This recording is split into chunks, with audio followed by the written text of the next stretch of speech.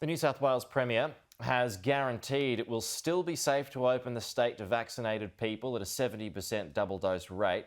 That's despite modelling that predicts intensive care admissions to peak in late October. It also predicts case numbers to peak over the next week before tapering off.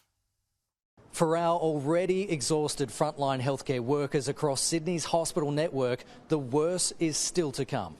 I can't emphasise enough, though, how difficult and exhausting this is going to be for our staff.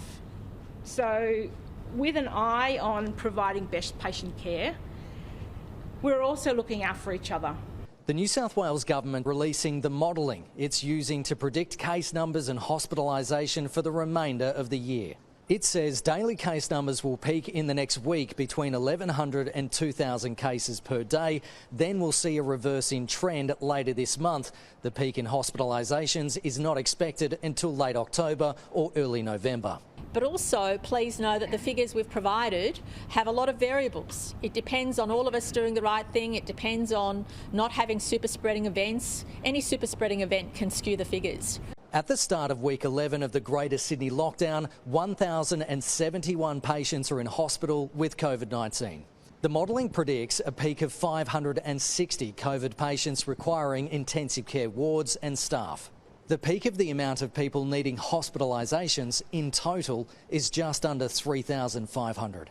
Does it worry us as a critical care community? Of course it does. Is this the biggest challenge that we're going to have as a health system?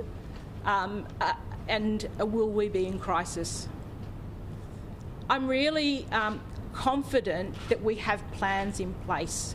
It also classifies the state's ICU operations through October and November as either severe or overwhelming. When asked if the modelling takes into consideration the Premier's plan to reopen the state, the modelling, the research that the National Plan is based on, assumes, which is the case, that high rates of vaccination prevent people from coming into hospital. When we do open up at 70% double dose, anyone who interacts with each other will be completely vaccinated. So that massively reduces the chance of anybody requiring hospitalisation. There were 1,281 new cases and 5 more people have died. One of those cases has been referred to the coroner. In the west of the state, there were 44 new cases, including 7 in the far west.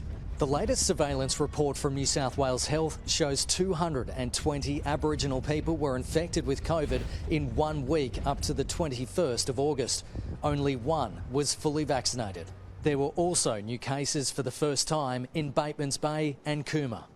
What is clear from the information we have is for vaccinated people, brighter times are ahead in October. But for our doctors, nurses, paramedics and critical care staff, the most challenging times possibly of their entire careers is on the horizon. Kenny Heatley, Sky News, Sydney.